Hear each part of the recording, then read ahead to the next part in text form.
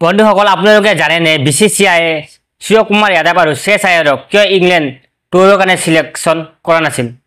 বন্ধুসকল মই কেশৱ আপোনালোকক ক্ৰিকেট যাত্ৰা চেনেললৈ স্বাগত জনাইছো আৰু জানো আহক কিয় সিলেক্ট কৰা নাছিল বন্ধুসকল শ্ৰেয়স আয়াৰৰ কাৰেণ্ট ফৰ্ম আৰু ডোমেষ্টিক ফৰ্ম বহুতো ভাল আছিল তথাপিও তেওঁ সিলেক্ট কৰা নাছিল আৰু সূৰ্যকুমাৰ যাদৱৰ বেটিঙৰ কথাটো আমি কি কওঁ সবে জানে যে তেওঁ মিষ্টাৰ 360 প্লেয়াৰ হিচাপে অসম ইণ্ডিয়াত জনাজাত তথাপিও তেওঁ কিয় সিলেক্ট নকৰিলে তাৰ বাবে BCCIৰ অধ্যক্ষ অজিত আগৰে কৈছিল যে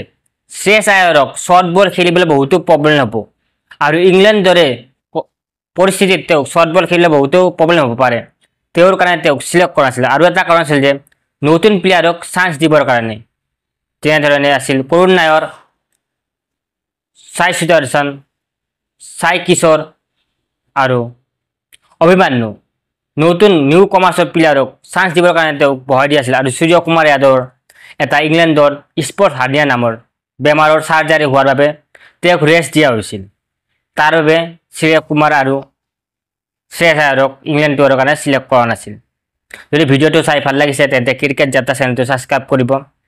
আৰু শৰ্ট ভিডিঅ' আহিছে শৰ্ট ভিডিঅ' আপোনালোকে মৰম দিব বুলি আশা থাকিল